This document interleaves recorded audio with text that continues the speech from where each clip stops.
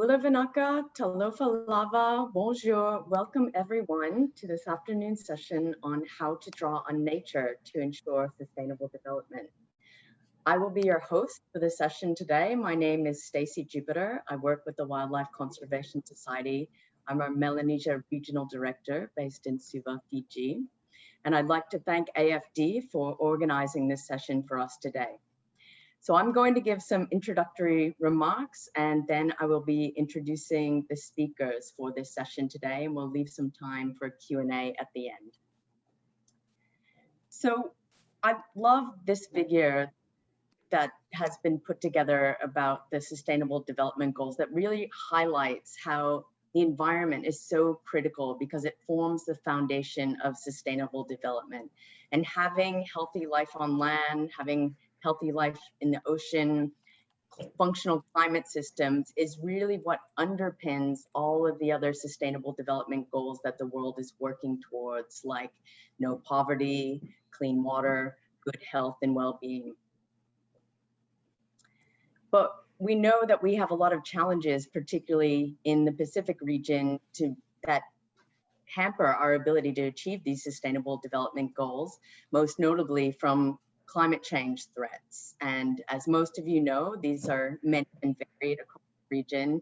We have sea level rise in certain parts of the Pacific Islands. It's rising at some of the highest rates in the world. And this is, of course, impacting our low-lying coastal areas through storm surge impacts, coastal erosion, saltwater intrusion. We're seeing increasing frequency of severe storms that are really damaging our coastal communities.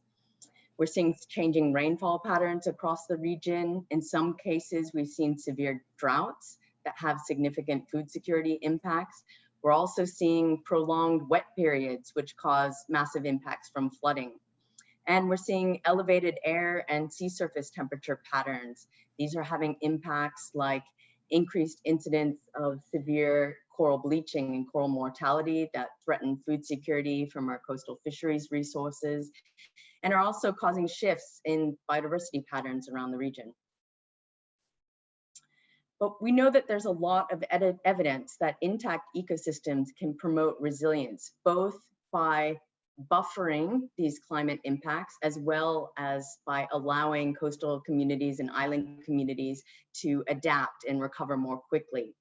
So there are many ways that intact ecosystems can provide these services, and these just list a few. For example, providing coastal protection services. We know that intact coral reefs and mangroves can buffer storm surge impacts.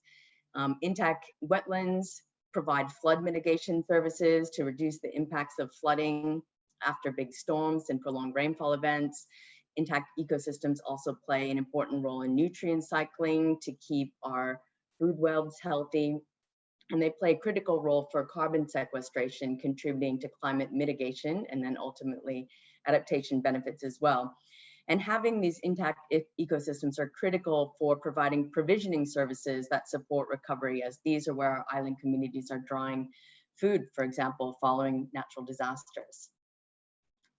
But there's lots of new evidence that show increasing levels of ecosystem degradation around the world. And these are figures from a new study that will be out actually on December 8th that shows just the critical extent of global forest degradation around the planet. And the Australasia region, Oceania region is similarly hit to other areas of the world, where globally only about 40% of forest areas are characterized as having still high landscape integrity. So this is a problem in terms of the ability of our ecosystems to both buffer climate impacts as well as to be able to provide those services to allow communities to recover. And then, given the context that we're in a global pandemic, it's also important to recognize that ecological degradation also increases overall risk of emerging infectious diseases. I'm not going to go through all the bullet points on this slide, but suffice to say, there is evidence from the literature, from studies that show that large-scale ecosystem disturbance is associated with increased risk of spillover of emerging infectious disease like coronavirus. And there's evidence from our region of increased zoonotic disease that's associated with the loss of threatened mammal species and bird species. So what can we do about this, and how do we combat these problems? Well, we've seen the rise of ecosystem-based adaptation approaches throughout the Pacific region as a relevant way to buffer climate change impacts and foster adaptation, while at the same time enabling the preservation of Pacific Island natural and cultural heritage. And nature-based solutions are a critical part of this, being able to provide the climate mitigation benefits as well as adaptation benefits. So this year, not long ago, IUCN released their nature-based solution standards. And what this does is provides a greater clarity and precision about how to successfully deploy nature-based solutions and ecosystem-based adaptation approaches. It also provides a systematic learning framework, which ideally will lead to greater confidence in use of nature-based solutions among decision makers. And we know that the nature-based solution standards are already being adopted in new funding initiatives, and we'll hear a little bit more about some of those later in this session. The nature-based solution standards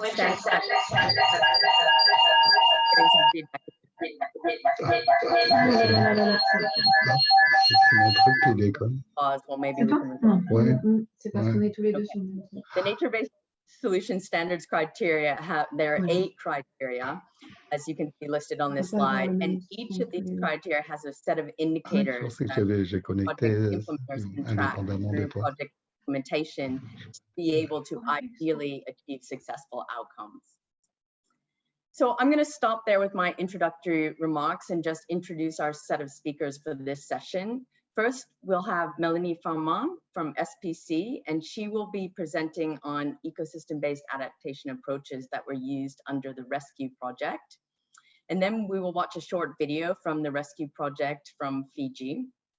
And then we will have Bandong Dang, who was one of the beneficiaries of the Rescue Project in the northern province of New Caledonia, present on his impressions as a project implementer.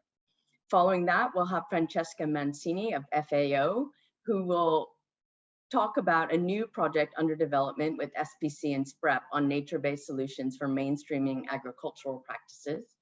And finally, we'll end the session with Caroline Edan of AFD as our last speaker, who will talk about nature-based solutions and provide an introduction to the QN initiative. And hopefully we'll have plenty of time for question and answer for all of our fantastic speakers at the end. So with that, I would like to turn it over to Melanie, and I will stop sharing my presentation, and Melanie can open hers. Hi, everybody. Thank you very much, Stacy, for introducing me. So I will put my presentation up. Here we are. So I'm Melanie Farman. I'm the PICTs project coordinator. So it's a project that stems directly from Rescue as it scales up ecosystem pilots, which I will talk a bit more about it. So what I'll talk to you about today is what is Rescue, what we have done, and what the lessons we can take from the Rescue project. So first, what is Rescue? So Rescue is restoration of ecosystem services and adaptation to climate change. It's a regional and operational project to increase the resilience of Pacific ecosystems and the societies facing climate change. It did so by implementing integrated coastal management plans and fostering a better use of economic and financial toolbox. I'll come to that a little bit later. Its project went through 5 years, 2014 to 2019. It was funded primarily by AFD and FFM up to 13 million euros, and it was implemented by SPC. So this is the map of the Pacific. Rescue pilot sites were Caledonia, so the Great South Northeast Coastal Zone, and Vanuatu in North Efate, 2 sites in Fiji Islands, Ra and Kandavu.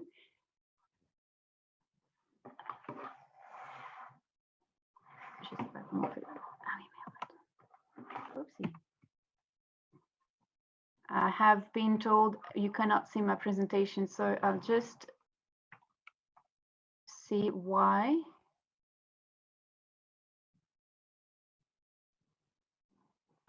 That's it. Sorry for that. Alors, up. So now back to that. So the rescue pilot sites, as I mentioned, 2 in Fiji, Ryan Kandavu, and 2 in French Polynesia, Opunuhu and Mangareva. It covered 650,000 terrestrial hectares and 2 million marine hectares, and it impacted 80,000 inhabitants.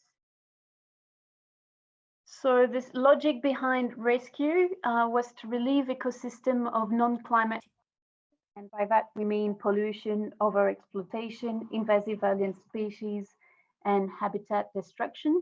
That is to reduce ecosystem vulnerability and to therefore increase the resilience to climate change. And if we increase the resilience of ecosystem, we increase the resilience of the population that depends on them through ecosystem services. What rescue has done is to promote changes in 3 main areas: changes in policies and rules with the creation of a protected area in the southern province of New Caledonia, for example, changes in practices and behavior with the implementation of innovative funding mechanisms such as the North Evatic Conservation Fund in Vanuatu, and finally a change in the state of ecosystems and people's well-being with the mangroves restoration in Fiji, for example. Rescue was not solely focused on field activities, as you could see, but also focused on policies too. That is to both allow actions to be implemented, but also to change the scale of the such actions that could take place. So now I'm going to talk to you a bit more about what we've learned into during the rescue project. I'll just took a few key messages, but you can find more of these lessons learned onto the websites and onto the materials that is posted over there. So as we've seen, rescues activities were more or less related to climate change directly. So on the more sides, we had the mangroves restoration, and on the left side, we had invasive species eradication. Really promoted a no regret strategy, meaning that in the face of uncertainty of climate change impact, especially at the pilot sites level, all actions will be beneficial regardless of the impact. For example, the protection of still promotes biodiversity. Rescue also promoted robust solutions, and by that we mean that when we planned the restoration of a mangrove, there was a particular focus on cyclone-resistant plants, for example. These the actions undertaken to be relevant to a broad range of future climate change impacts. Meanwhile, given again the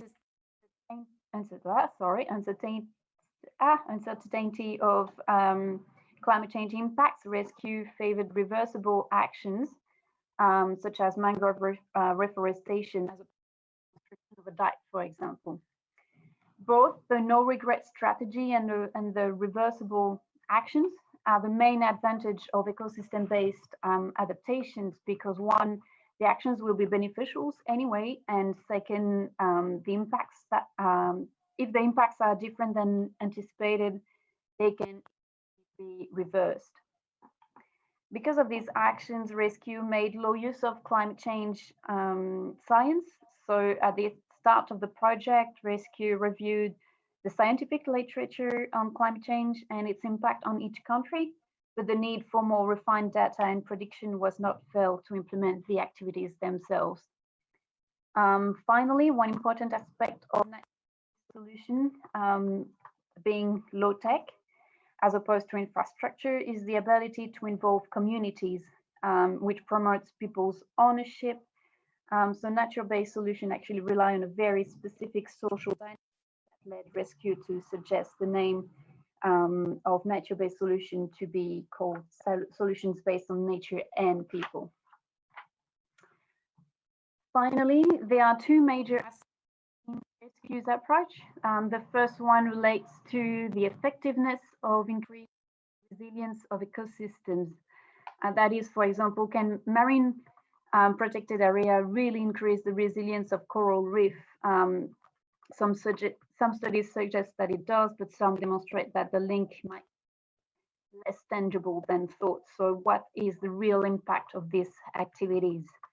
The second assumption questions the of the activities, actually, meaning with these actions will be relevant in times. In fact, one marine area might be under protection, but will it really matter if the temperature rise such as 70 to 90% of the coral reef die at 1.5 degrees?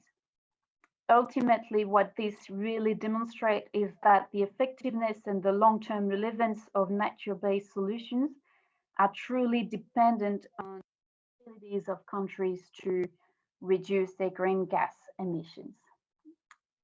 Thank you very much.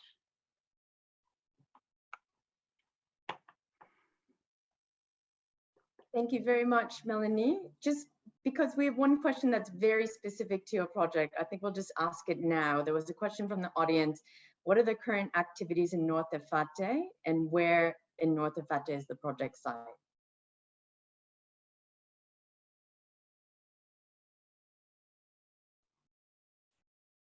You can just turn off mute.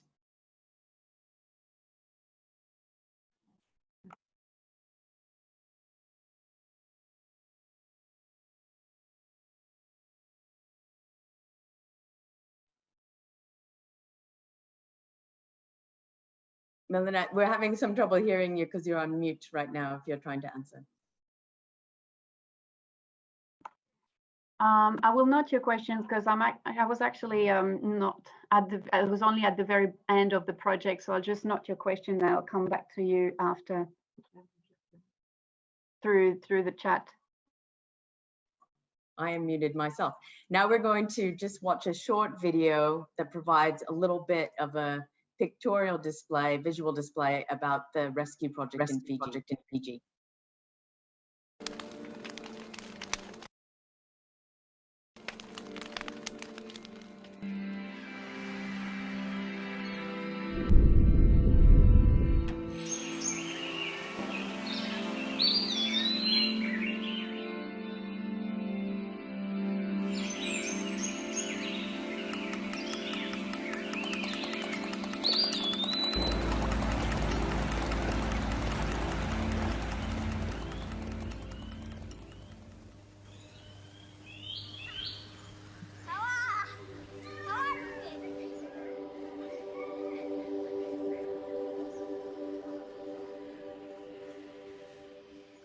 We've got about 300 people living in the community. This is home for me and for my children. Like they say that climate change is here, and I think it's the reality of it. We just experience it every day. I still remember a few years back, about 10, 20 years ago, when the shoreline was a bit further on. And by having this rescue initiative coming in and they're giving us a little big hand, and what I like about rescues, they were so activity driven. Rescue provided a bit of light to them in the sense of how things can be done better. Apart from the financial assistance, just to allow them to express themselves, to be able to hear some of the technical advice that may come from us, involving other important stakeholders that can guide them along. About issues of coastal erosion that they may experience. They may know what the cause of it, but how to address it. And this is where projects like Rescue can facilitate that. May not provide them with the solution to stopping coastal erosion, but provide them avenues at which they can look for other key probably actors or players that can assist them. We can provide a bit of training, a bit of resources for them to rehabilitate some of their coastal areas using ecosystem-based systems, planting of coastal vegetation. We were so fortunate to have the forestry officers. Yeah. They took the lead. They were the spearhead of mangrove planting along the beachside to Namuana and Namalati village. So the mangrove sort of acts as a buffer, as a filtration system. The most important thing about planting mangroves is to watch over it throughout the months and see the plastics, whatever's coming in. As I've already said, we will never hold on to the challenge. We will keep on advocating. Because we are not doing this for us now. We are planting this so that our future can reap.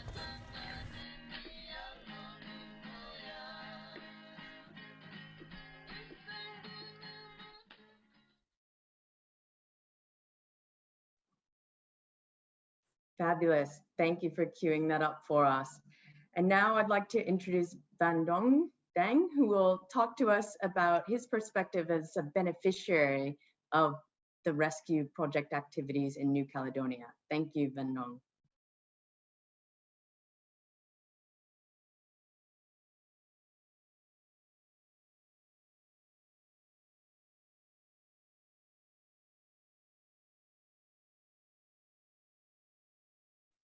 And Van Dong, you will have to unmute yourself.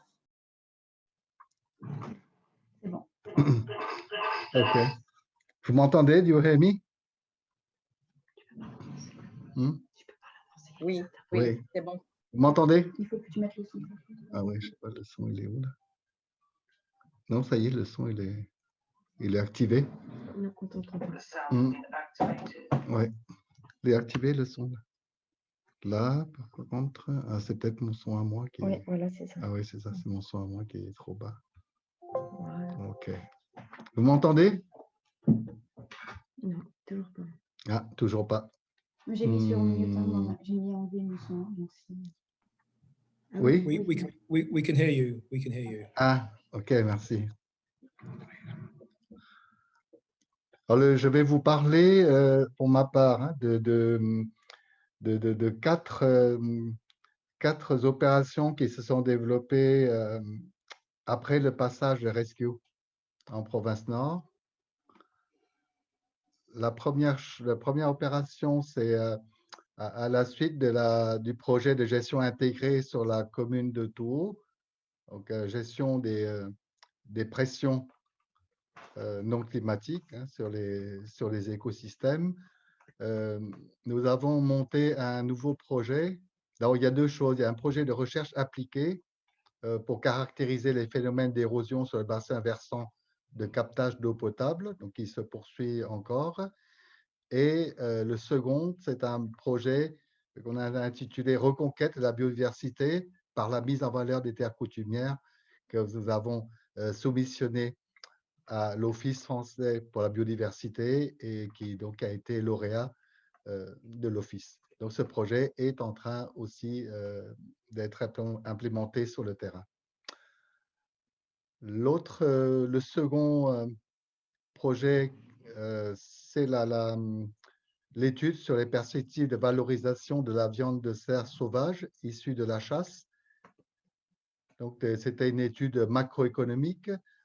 Et là, nous sommes en train de développer au sein d'un projet avec la commune de Wailou, donc un test de viabilité économique d'une unité de collecte de viande. Donc, une approche microéconomique pour démontrer la faisabilité microéconomique de ce type d'exploitation. La troisième, c'est la suite de l'étude juridique qui a été menée sur la possibilité de générer un financement dédié à la gestion des stocks de loterie. Donc, un financement qui s'appuierait sur une redevance sur les permis d'exploitation pour la pêche, la négoce et la transformation.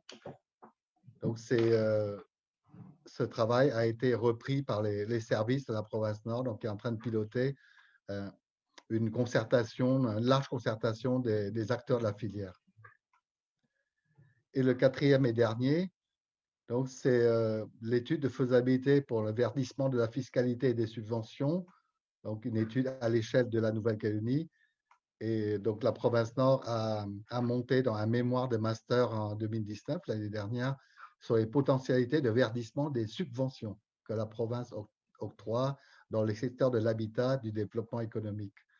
Donc, ce travail d'étudiants a été repris et est en train d'être repris donc, dans le cadre du plan climat-énergie de la province Nord. Donc, fait l'objet d'une action dans le cadre de ce plan climat-énergie.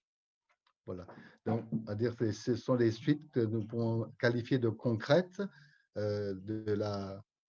du déploiement de Rescue en province Nord. Merci. Merci beaucoup, Vendon. Thank you very much for telling us a bit about the rescue project in New Caledonia. Our next speaker will be Francesca, who will talk to us about an upcoming project in the Pacific. Thank you very much, Stacey. Share my screen to start with.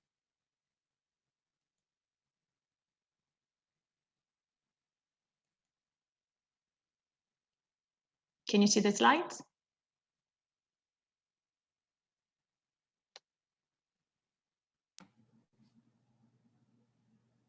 The slides are up now, yes. Thank you very much. So good afternoon, everyone. And I'd like to say thank you to both SPREP and FD for inviting me to talk a little bit about these joint initiatives that FAO, UNEP, SPREP and SPC have embarked in, with the aim to promote ecosystem services and biodiversity into agriculture in African, Caribbean, Pacific regions. It's not a new initiative. The number 3 in the logos means we are at the 3rd phase. But what is new is the renewed focus on agrobiodiversity and the importance of conservation and sustainable use to increase resilience in the agricultural sector. But let me give you a little bit more background to the formulation of this 3rd phase.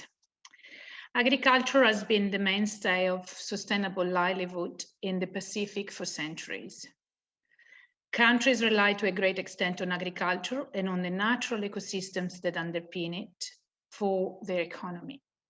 Pacific Islands are primary center of diversity for several crops, and biodiversity is a key aspect of national food security and nutrition. However, in the recent times, the traditional livelihood systems based on food crops and inshore fishing are in decline. There are numerous well-known examples of how reducing agrobiodiversity has actually resulted in economic and environmental damage, such as the classic example of the loss of productivity of taro and squash monoculture in some of the islands. Departing from traditional farming has also meant an increase in dependence on imported food for food security and nutrition to supply the domestic demand. This dependence has reached 80% in some countries. The ongoing COVID-19 pandemic has shown the vulnerability of society that primarily rely on imports of food for their food security and export for revenue. Some of the drivers of change that are affecting biodiversity, species and ecosystems on which traditional production systems depend include the population growth that has led to a need to increase food productions adopting unsustainable practices, such as overharvesting of resources and reductions in fallow periods, and to the use of increasingly steep land for farming, which have in turn resulted in decline in beneficial soil organism and soil fertility. Urbanization, the population in many urban areas is increasing at twice the national growth rate. Urbanizations can influence lifestyle aspirations and mean that traditional practices and cultural connections to the land lose their attractiveness. Climate change is threatening the strategic reservoir of genetic resources that can be drawn on and bred from to support climate change adaptation. And finally, economic and market influences and expansion of cash cropping have led to more permanent occupation of land and to a high use of pesticides. Despite a growing support for a greener agriculture, the use of pesticides has increased significantly over the last 20 years. Of particular concern is the use of highly hazardous pesticides, products that are no longer registered in countries with more stringent registration systems. In 2014, an assessment of PAN established that 89 highly hazardous pesticides are still registered in the country, in the region, apologies. This trend can be reversed if appropriate investments are made. Agriculture can be regenerative at farm, landscape, and community levels. There are compelling examples from the region on how biodiverse systems can be more economically productive and more resilient when faced with climate change and other shocks. The majority of countries have national strategy in place for adaptation to climate change. Most of these strategies embed the conservation and efficient utilizations of biodiversity. The emphasis is mainly on the diversification of crops and trees to support adaptation. While we don't have the time to review every single case, I would encourage you to look at a recently conducted assessment, which is called the State of Biodiversity for Food and Agriculture in the Pacific region. You find a link in this slide. The report provides a good overview of these diverse systems and their performance. But with this in mind, the new phase of the ACP MEAS 3 program aims at supporting the large-scale adoptions of these ecosystem-based practices across all agricultural sectors.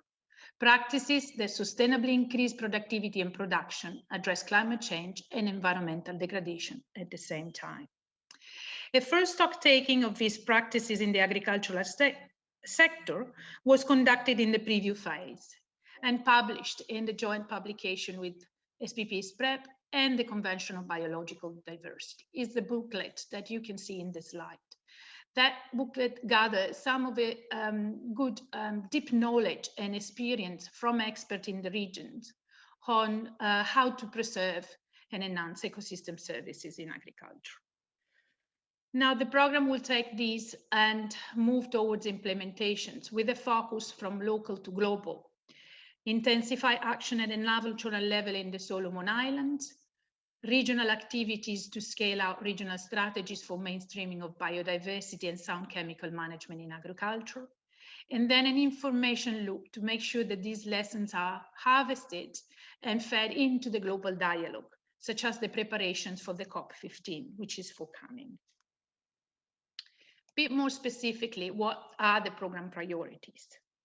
ACP 3 will focus on strengthening policy and institutional support through the integration of this system into policy and framework. But it will focus very much on the implementations of these policies rather than only on drafting documents. In particular, we'll prioritize species production systems and ecosystem services at the national and regional level and put in place effective knowledge management systems for storing and sharing of data. All countries recognize that data on associated biodiversity for each production system are required, but they are hardly available at the moment. It will also focus on the economic incentives for a sustainable agriculture, introducing incentives and working with the private sector to promote and boost some of the sustainable value chain, in particular in the Solomon Islands. But what it will do as an overall approach is to really increase collaboration and discussions between the agriculture and the environmental sectors, which I think is why I really value the opportunity to talk at this conference that brings together the constituencies from both sectors. The absence of land scale and cross-sectorial approach often means that different sectors are sending out different and conflicting messages at the national level. A very quick policy comparative analysis of the National Biodiversity Action Plan in the region and the agricultural policies has identified indeed that while there is a good alignment between these policies on a number of aspects, there is certainly room to improve alignment in other areas. For instance, while climate change is equally well reflected in both policies, the actual role of ecosystem services to address climate change is less certain. Just a quick snapshot on how the project will operate. It has certainly a complex institutional setup, but it's a setup that from the start reflects that environment and agricultural agencies have joined hands in implementation. At the regional level in the Pacific, SPC and SPREP are the main implementing partners together with FAO and UNEP. And the program is implemented under the oversight of the Convention on Biological Diversity and the Rotterdam Convention. Now, despite the institutional sector, which is just already quite complex, we obviously invite and very much would like to expand our network and our collaboration in the region on the aspect that I mentioned before. Now, just to conclude, a few general information about this initiative, which, as I said, is a third phase of a program already existing. The overall goal is the reductions of risk to public health and promotion of environmental sustainability in ACP countries. It's a 5-year phase with a significant budget for agriculture and 3 levels of interventions, global, regional, and national. The conventions that are targeted are the Basel, Rotterdam, and Stockholm, and the Convention on Biological Diversity, but indirectly also the Conventions on Climate Change. We work in the Solomon, as I mentioned, as a focus country, but for the regional level, the scale-out countries are Samoa, Tonga, Fiji, Cook Island, and Vanuatu. There is a lot more to say about the project, but I thought I'll just use these few minutes to say about what is the general approach and the key messages that this program will promote, and leave the rest for eventual questions. Thank you very much for your attention. Thank you very much, Francesca. We will move on to our next speaker, Caroline Idant. Francesca, if you could just stop, there you go, sharing the screen, and we will allow Caroline now to share her screen in her presentation.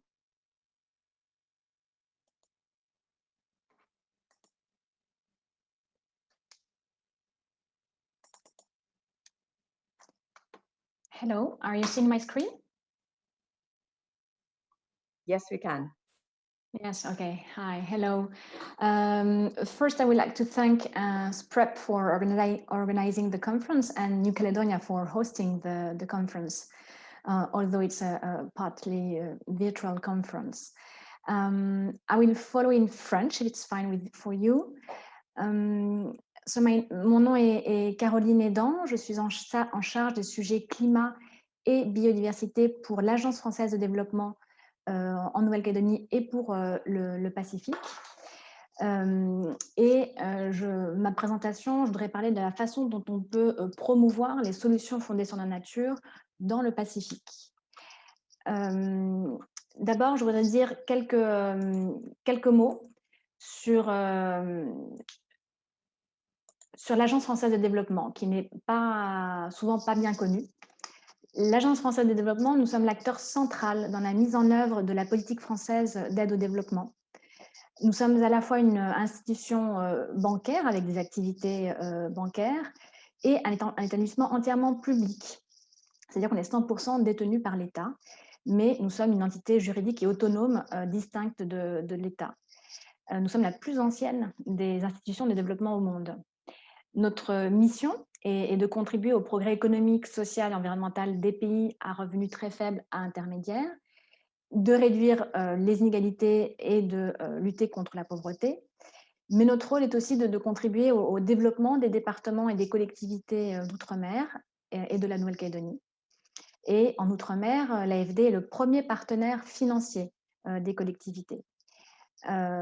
En 2019, nos engagements financiers ont atteint plus de 14 milliards d'euros et notre mission s'effectue à travers l'octroi de prêts, de dons et d'apports en termes de renforcement des capacités et de soutien technique. Au total, nous avons 85 agences dans le monde. On intervient dans plus de 115 pays et dans tous les secteurs, que ce soit soutien à l'agriculture durable, le secteur de l'eau et l'assainissement, du transport, de l'éducation, de la santé, des ressources naturelles, voilà, vraiment une diversité de secteurs d'intervention. Dans le Pacifique, nous avons 2 agences. Nous avons notre agence en Nouvelle-Calédonie, qui est à la fois l'agence pour nos activités en Nouvelle-Calédonie, mais c'est aussi le siège de notre direction régionale Océan-Pacifique, qui couvre l'ensemble de nos activités dans le Pacifique. Nous avons aussi une agence en Polynésie française à Papeete. Depuis 2018, donc, nous avons une direction régionale Océan-Pacifique qui couvre les 15 États du Pacifique, en incluant Timor-Leste et les 3 territoires français. Depuis 2018, nous pouvons intervenir dans le Pacifique sur les thématiques de l'adaptation au changement climatique et de la conservation de la biodiversité uniquement. Donc, c'est vraiment notre mandat dans le Pacifique. L'Agence française de développement s'engage pour la convergence climat et biodiversité. On s'est fixé l'objectif que 30% de nos financements soient climat, soit favorables à la biodiversité en 2025. On s'est aussi engagé à doubler nos investissements en faveur de la biodiversité d'ici 2025, soit atteindre 1 milliard d'euros en faveur de la biodiversité. Et nous avons des engagements climat importants, forts, depuis plus de 10 ans. On doit consacrer annuellement plus de 5 milliards d'euros de financement climat, dont 1,5 milliard doivent être dédiés à l'adaptation au changement climatique.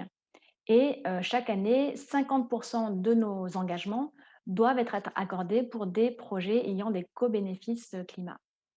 Au total, en termes de biodiversité, en 2019, nos financements ont atteint presque 460 millions d'euros et 6 milliards d'euros pour le climat. À l'Agence française de développement, on voit vraiment aujourd'hui les solutions fondées sur la nature comme une solution pour répondre aux enjeux d'adaptation au changement climatique. On voit que le concept est de plus en plus valorisé par les gouvernements nationaux, par les gouvernements locaux, par les communautés, par les ONG.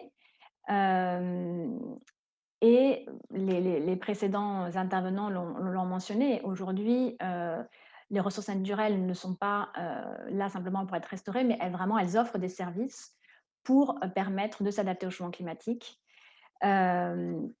Aujourd'hui, les scientifiques considèrent qu'au moins 30% des solutions face aux effets du changement climatique reposent sur la nature.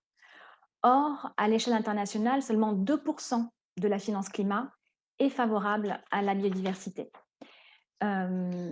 Certainement, comme Stacy l'a rappelé en introduction, les standards globaux sur les solutions fondées sur la nature de l'ICN, qui ont été lancés en 2020, certainement, ils vont aider à accroître le nombre de projets financés dans ce secteur et aider notamment les financeurs à mieux comprendre les impacts des projets soutenus.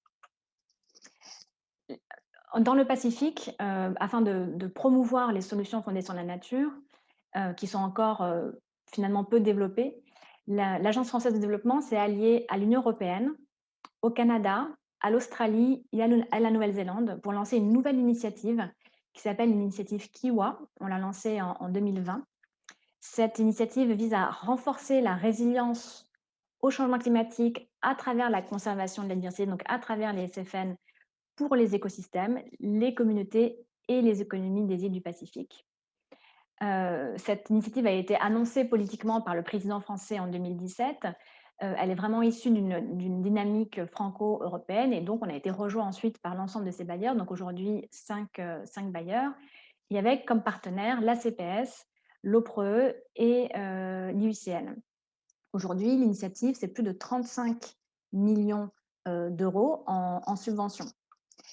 Les objectifs de cette initiative visent à faciliter l'accès au financement lié donc, à la conservation de la biodiversité et à l'adaptation au changement climatique à travers un guichet unique avec un accès simplifié au fonds. Et donc, c'est l'Agence française de développement qui est chargée de mettre en œuvre l'ensemble des fonds.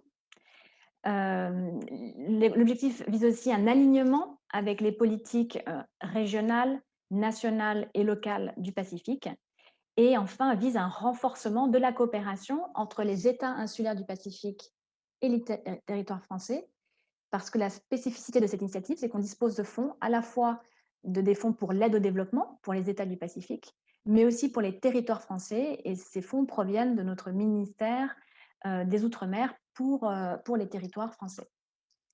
Cette initiative a plusieurs composantes. Il y a un volet de petits appels à projets qui sera mise en œuvre par l'Union internationale pour la conservation de la nature, l'IUCN, le bureau basé à Suva, pour des petites subventions allant de 25 000 à 400 000 euros, donc pour les autorités nationales, locales, pour les petites ONG locales, pour les communautés locales.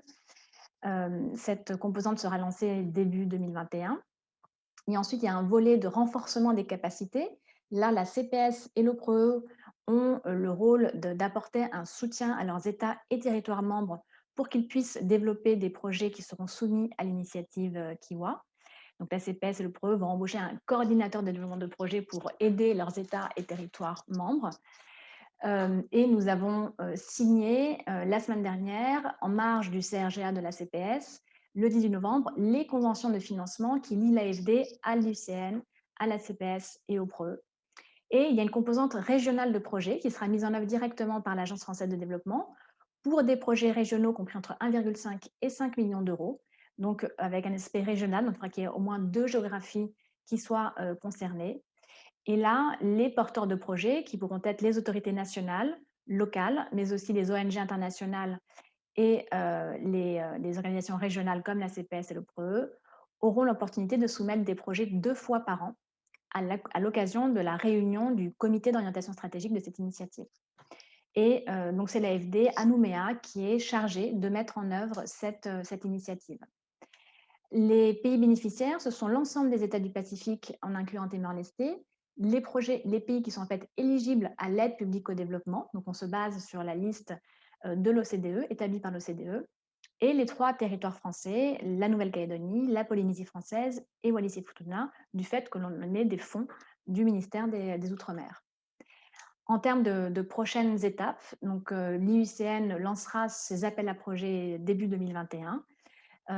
Évidemment, on relayera l'information. Le guichet des projets régionaux fonctionne déjà. La prochaine date pour soumettre des projets a été fixée au 7 décembre 2020 pour un comité qui se réunira en février. Mais ensuite, en 2021, il y aura à nouveau une nouvelle occasion pour soumettre des projets au second semestre 2021. Voilà les quelques mots que je voulais aujourd'hui vous dire sur cette nouvelle initiative pour favoriser les solutions fondées sur la nature qui permettront de s'adapter au changement climatique dans le Pacifique. Merci. Thank you so much, Caroline, and to all of our presenters for your wonderful presentations. We have just under 15 minutes left in this session, and so we invite everyone from the audience to please share your questions through the Q&A button or QR button here, and we will be able to read them out. We've had a few questions that have come in so far for the speakers, and I have a few as well. So first to Van Dong, a question from one of our audience members, which the deer project that you mentioned, is it part of the project to control the deer population in New Caledonia? And if so, is there an impact on biodiversity and the environment in New Caledonia?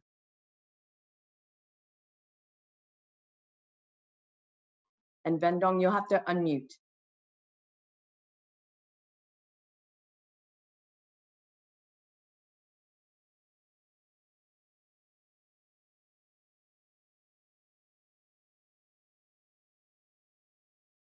Van Dong, you just have to hit your yeah, that's it.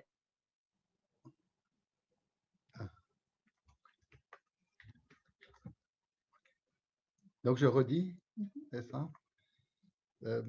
Oui, donc c'est effectivement l'objectif, c'est de contrôler la pression des cerfs, en priorité dans les bassins versants de captage d'eau potable de surface, parce que donc ces sites cumulent des enjeux de biodiversité et de services écosystémiques. Ils sont classés donc prioritaires pour la régulation des cerfs.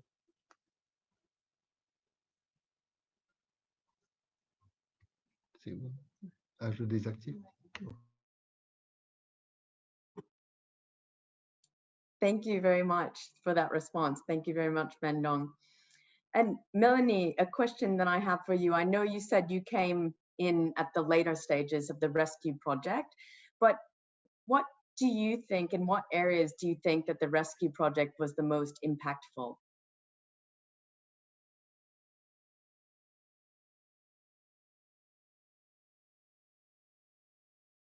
And just make sure to hit your unmute. Yeah, it's a gymnastic.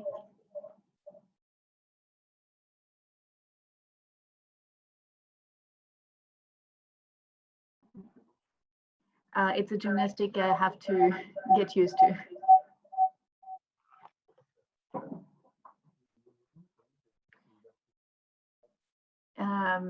Sorry, we have a bit of an issue, technical issue. That's okay. If you'd like, I can come back to you on this question. Oh, go ahead. Okay. Yep. So I think the most impactful part of the rescue project was probably the innovative financial mechanisms that were put in place in both Vanuatu and Fiji, because it's new incentives, and it's as it says, it's innovative. So the idea was to compensate for the loss of revenues from fishermen and to encourage them to protect an area for one hand, and the other hand was to raise funds for the land management in North Efate. I think that would be the two most impactful, as it's an innovative mechanisms that were put in place. Thank you very much, Melanie, for sharing that. Francesca, I have a question for you. Could you give us some concrete examples of ecosystem-based agricultural practices that farmers are currently putting in place in the Pacific? Well, the systems that primarily exist, and then they are being reinforced. The way we work in this phase will be primarily in the Solomon Island, and so we will be looking at their agroforestry systems and how to increase the use of unutilized species and traditional species for food nutrition, and improve the management of forest and sustainable use of forest resources. Is not revolutionary. I'm fully aware of that. There are a lot of people that have been working on these in the region. And I think what the program is trying to do is to possibly connect the three levels better, the national, the regional, and the global. As often the discussions at the global level tend to be very theoretical and not informed from experience from the field. So I think that is possibly the aspect that the European Union, which is funding this program, and FAO is particularly interested in reinforcing this cascade and these loops of information, local, regional, and global.